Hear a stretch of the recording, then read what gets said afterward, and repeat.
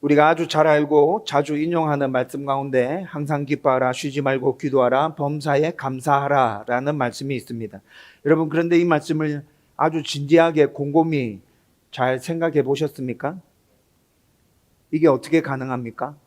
가능합니까? 여러분, 이런 생각 해보신 분들 분명히 있을 거예요. 우리가 살아가는 현실은 기쁨보다도 우울한 날이 더 많지 않나요? 감사보다도 짜증과 탄식이 더 많이 나오죠. 기도보다는 인간적인 발부둥이 우리 삶 안에 더 많이 채워져 있잖아요. 또 믿음을 가지고 억지로라도 순종해 보려고 노력해도 그게 말처럼 참 쉽지 않습니다. 지금 내 삶은 고통이고 감옥이고 숨이 막히는데 억지로라도 말씀이 그렇게 얘기하니까 기뻐해야지, 감사해야지, 기도해야지 라고 결정하고 그 일을 해보지만 여러분, 아주 오랜 시간, 또 기다림의 시간, 인내의 시간이 이어질 때 우리는 금방 일들을 포기하게 됩니다. 그리고 다시 우울과 짜증과 탄식에 휩싸여서 실패할 확률이 굉장히 높지만 인간적인 발부둥 안으로 다시 빨려 들어가죠. 아무리 결단하고 작정해도 실제 삶에서 항상 기뻐하고 쉬지 않고 기도하고 범사에 감사하는 것은 불가능한 일인 것 같습니다. 여러분, 오늘 제가 여러분들에게 읽어드린 이 본문 말씀 빌립보서는 바울이 로마 감옥에 갇혀서 쓴 편지입니다. 로마 감옥에 갇혀서 바울이 편지를 쓰고 있는데 이 편지의 전체 주제는 기뻐하라입니다. 감옥에 갇혀 있는 바울이 지금 나는 항상 너희로 말미암아 감사하며 기쁨으로 기도하고 있다, 이렇게 말합니다. 그리고 빌립보에 있는 모든 성도에게 자유롭게 활동하고 자유롭게 움직이고 잘 먹고 잘 살고 있는 그 빌립보 성도들에게 감옥에 갇혀 있는 이 바울이 항상 감사하고 기뻐하라 라고 권면하고 있습니다. 여러분, 도대체 이게 가능한 권면입니까? 여러분, 지금 상황이 바뀌어 있는 것 같지 않아요? 바울이 감옥에 갇혀 있잖아요. 여러분, 그러면 빌립보 교회 성도들도 분명히 바울이 감옥에 갇혀 있다는 이야기를 들었을 거예요. 그렇죠?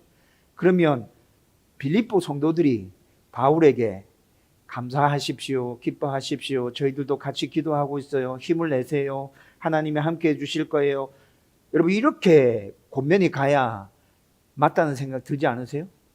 근데 지금 상황이 바뀌어져 있어요. 감옥에 갇혀 있는 바울이 도대체 어떻게 이런 권면을 할 수 있을까? 여러분, 오늘 말씀을 통해서 그 해답을 한번 찾아보려고 합니다. 그리고 이 말씀을 나누고 난 다음에 저와 여러분들 모두에게 진정으로 하나님의 기쁨과 그분을 향한 감사와 그분과 늘 대화하는 기도로 말미암아서 하나님 은혜 안에서 행복하게 하루하루를 살아갈 수 있기를 주님의 이름으로 축원드립니다. 먼저 생각할 첫 번째 포인트는 바울은 감옥에 갇혀 있지만 빌립보 성도들을 생각하면서 감사하고 기뻐하라고 권면하고 있다는 것이죠. 3절과 4절 말씀입니다. 여러분, 앞서 제가 서론을 쭉 설명해 드리면서 바울은 지금 감옥에 갇혀 있는 것이라 말씀드렸습니다. 그런데 정확하게 말씀드리면 로마에 끌려가서 가택 감금 상태입니다. 감옥에 갇혀 있는 것과 가택 감금 상태는 상당히 많은 차이가 있습니다. 감옥에 있는 것보다는 훨씬 더 좋은 환경에서 지금 살아가고 있다는 것이죠. 그럼에도 불구하고 가택 감금의 상황이 어떤 상황인지 여러분 자세히 좀 설명해 드리겠습니다. 지금 바울은 좀 전에 말씀드렸던 것처럼 로마에 끌려가서 가택 감금 상황으로 재판을 기다리고 있는 중에 있습니다. 죄수의 신분이라는 말입니다. 여러분, 죄수의 신분으로 가택 감금돼서 살아가고 있는 이 바울은 하루하루의 삶이 불확실한 시간을 살아가고 있는 거예요. 좀 심하게 말씀드리면 정확하게 언제 죽을지 모르는 삶을 살아가고 있는 것입니다. 아니, 목사님, 방금 감옥에 갇힌 것과 가택 감금의 상황은 엄청 차이가 나고 이게 엄청 좋은 거라며요. 근데 바울이 죽을 수 있는 상황을 하루하루 살아가고 있는 것이라고요? 네, 그렇습니다. 여러분, 예수님이 어떤 재판을 받으시고 어떻게 돌아가셨는지 생각해 보십시오. 예수님이 죄가 있었습니까? 죄가 없었죠. 빌라도가 몰랐습니까? 빌라도가 알았잖아요. 예수님이 죄가 없다는 걸 빌라도가 알았어요. 그런데 군중의 여론에 의해서 이 재판이 한순간에 뒤집어져서 사형이 선고되죠. 여러분, 이때 이 당시 그런 시대입니다. 여러분, 지금 바울을 죽이려고 하는 사람이 끝도 없이 쫓아다니고 있었어요. 로마까지 아마 따라왔을 겁니다. 그들의 선동과 그들의 소요로 인해서 어떤 상황이 펼쳐질지 모르는 상황이라고요. 여론에 따라서 재판이 확확 달라지는 시대에 살아가고 있는 거라고요. 여러분이 지금 이런 상황에서 재판을 기다리고 있는 바울의 입장이라면 어떤 마음이 들겠어요? 나를 죽이려고 따라다니는 사람이 진짜 많이 몰려다니고 있는데 분명히 그들이 지금 로마까지 와 있을 거야. 내가 지금 가이사에게 재판받을 때 그들이 또 난리를 부려서 어떤 일이 생기면 나의 재판이 어떻게 돼요? 뒤집어질 수 있어. 여러분, 이런 불안함, 초조함 없었겠어요? 이것뿐만이 아니라 가택 감금의 상황이지만 그는 지금 쇠사슬에 묶여져 있습니다. 에베소서 6장 20절에 보면 쇠사슬에 묶여 있다고 말하고 있습니다. 쇠사슬에 묶여 있는 상태로 새방에서 새를 얻어서 얻은 집에서 살아가고 있는데 로마 군사가 두세 명이 항상 그곳을 지키고 있다고요. 쇠사슬에 묶어놓고. 여러분, 이때 이 당시에 인권이 있었습니까? 감옥에 비하면 위생적인 부분은 엄청 좋았어요. 감옥은 완전 비위생적이었거든요. 폭력이 난무했어요. 인권이, 감옥에서의 인권을 생각해 보면 그나마 가택 감금 상태의 인권은 엄청 좋은 인권이죠.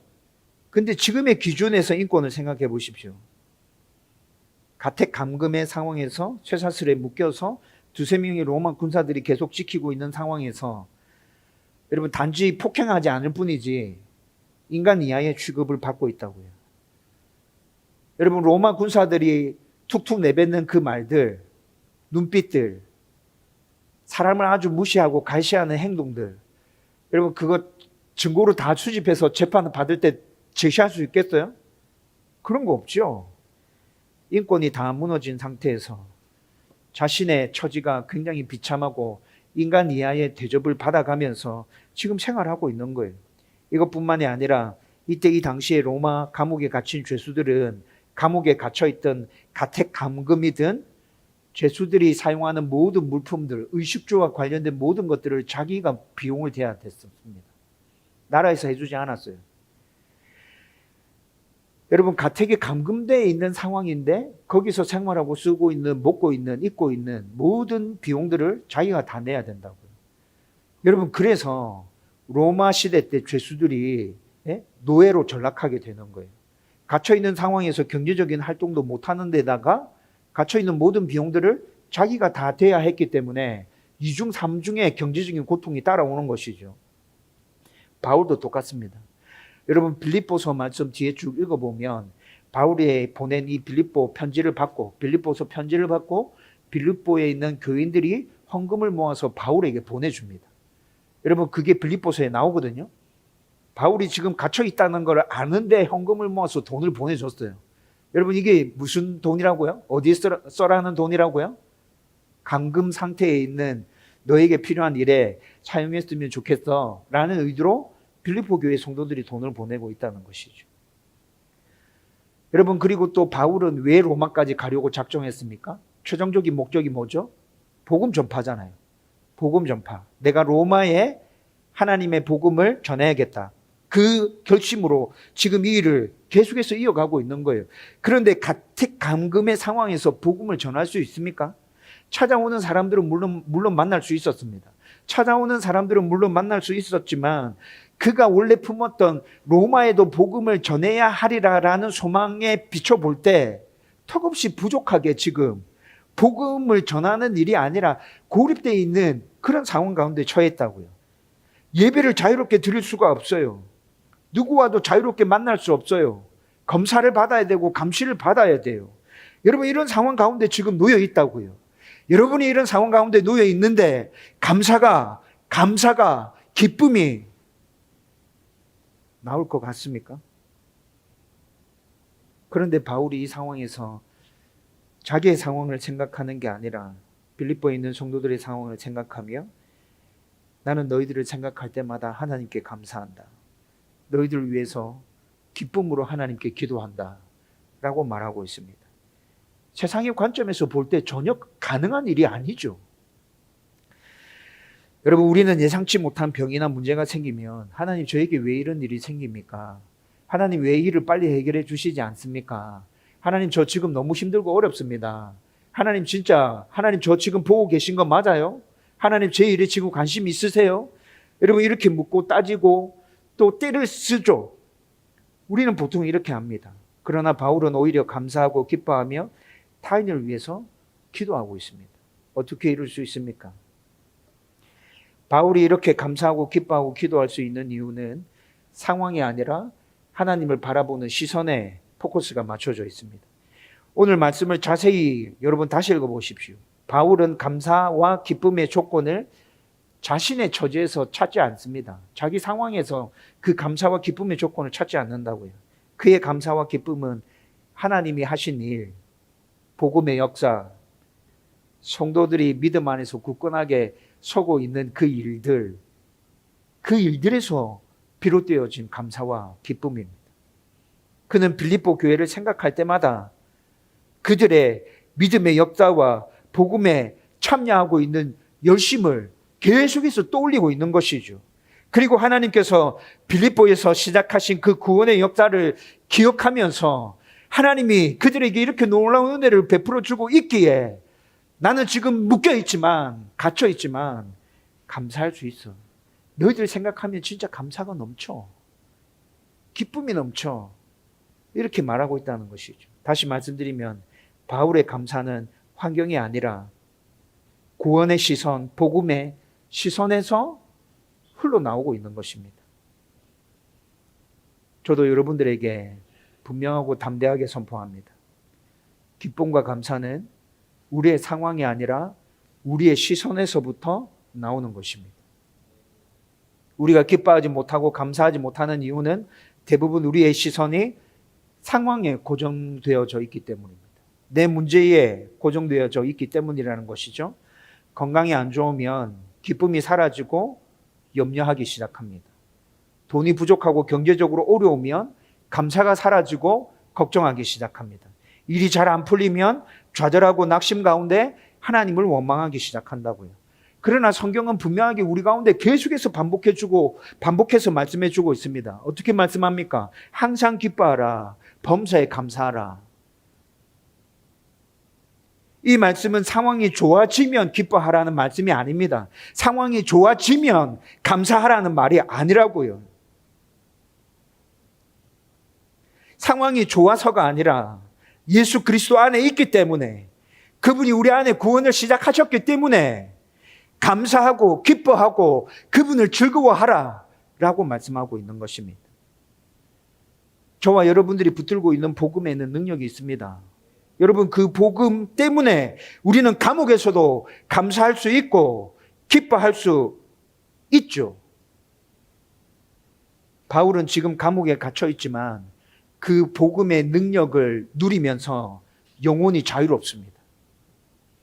그가 믿는 하나님은 여전히 살아계시고 그가 전한 복음은 여전히 능력 있게 살아 역사하고 있고, 그가 사랑하는 성도들은 믿음 안에서 한결같이 그 믿음을 지켜가면서 하나님 안에서 잘 채워져 가고 있기 때문에 그는 감옥 안에 갇혀져 있지만 기뻐하고 즐거워하는 것입니다. 여러분, 바울의 이런 모습이 현실 도피인 것 같습니까? 자기 현실을 외면하고 계속 이상한 상상을 하면서 유토피아, 이상적인 그 미래를 꿈꾸면서 현실을 대면하지 않으려고 하는 도망치는 모습으로 보입니까? 절대 그렇지 않습니다. 바울은 지금 현실 도피가 아니라 현실을 바라보는 것 대신에 더 큰 진리를 바라보고 있고 더 분명한 미래와 하나님께서 이루실 그 일들을 확신으로 바라보고 있는 것입니다. 그 진리는 바로 예수 그리스도 안에 있는 구원입니다. 그 진리 때문에 그는 감옥 안에서도 기뻐하고 즐거워할 수 있다는 것이죠.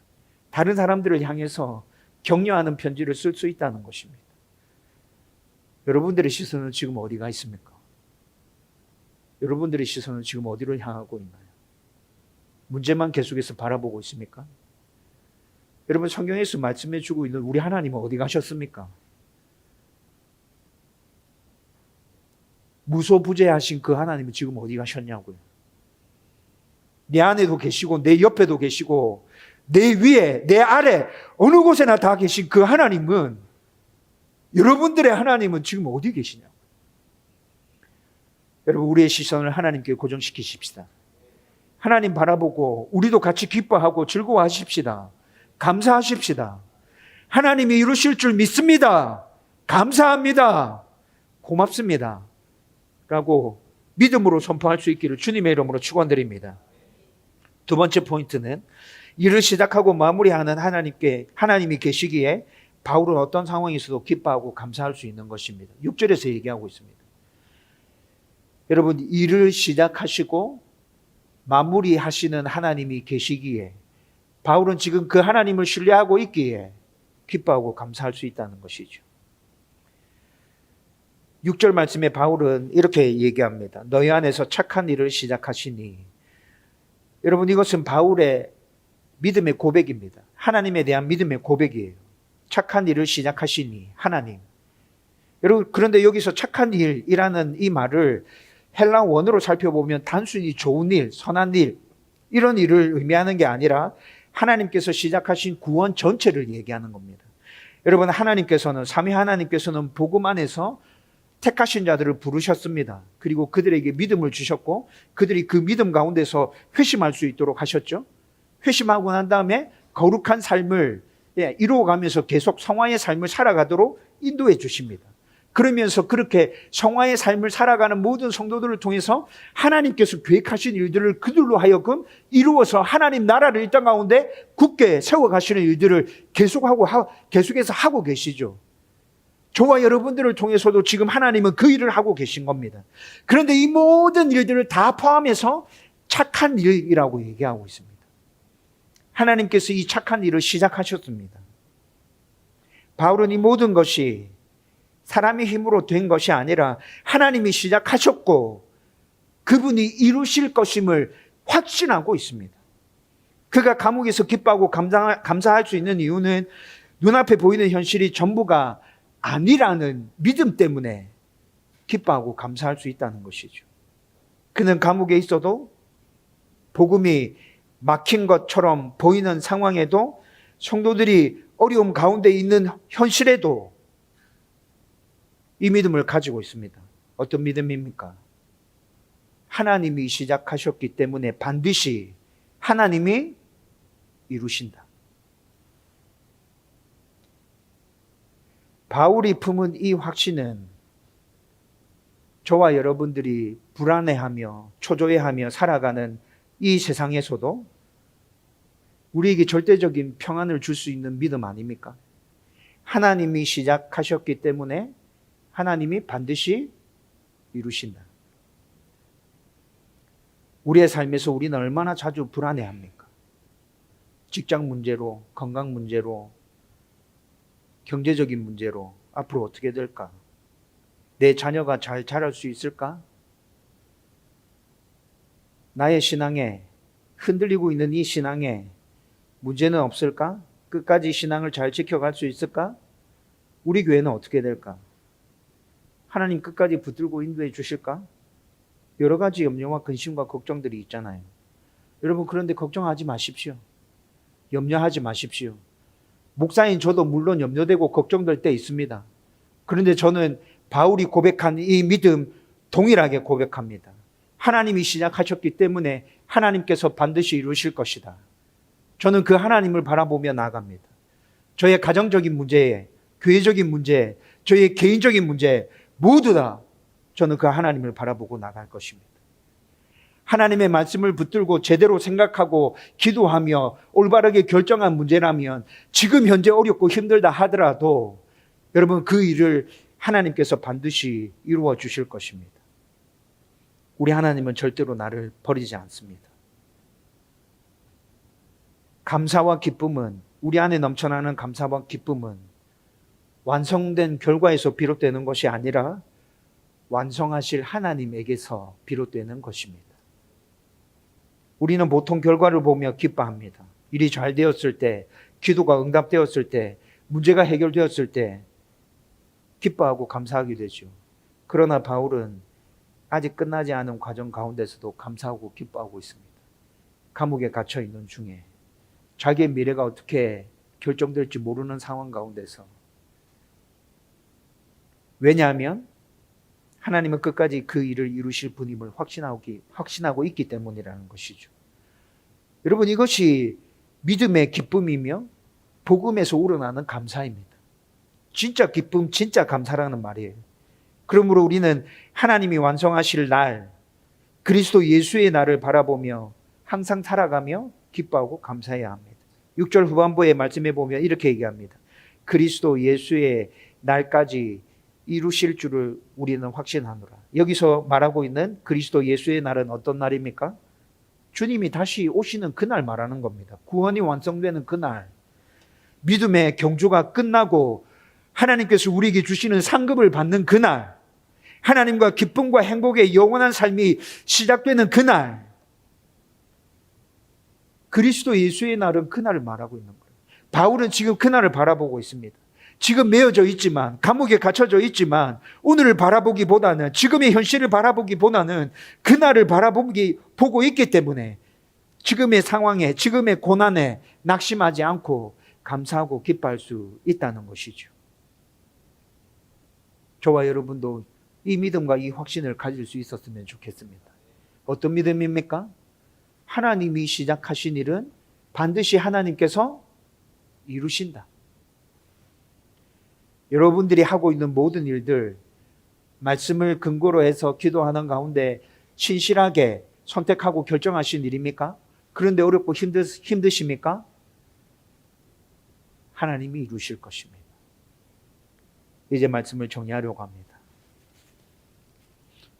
오늘 여러분들의 삶이 힘들고 버거웠습니까? 어땠습니까? 불확실한 내일이 두렵습니까? 미래가 보이지 않아서 답답하고 초조합니까? 지금 제가 그렇습니다. 지금 제가 그렇습니다. 이 설교를 준비하면서 하나님이 시작하셨으면 하나님이 이루신다. 정말 큰 위로와 격려가 되었습니다. 다시 그 하나님을 바라보고 힘을 얻을 수 있게 되었습니다. 여러분들도 바울의 확신을 붙드십시오. 하나님이 시작하셨으니 하나님이 이루실 겁니다. 여러분의 생업도, 여러분의 가족도, 자녀의 신앙도, 여러분의 인생 여정도, 여러분의 믿음과 신앙도, 아직 끝나지 않은 구원의 과정도, 힘든 일을 지나고 있는 우리 교회도 하나님께서 시작하셨으니 하나님께서 이루실 것입니다. 이 확신이 있을 때 우리는 오늘을 기뻐할 수 있습니다. 이 확신이 있을 때 모든 상황 가운데서 우리는 감사할 수 있습니다. 아직 기도 응답이 없다 할지라도.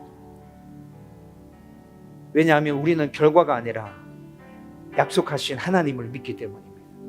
우리의 신실하신 아버지, 좋으신 아버지, 그분을 믿기 때문에 그렇다는 것이죠.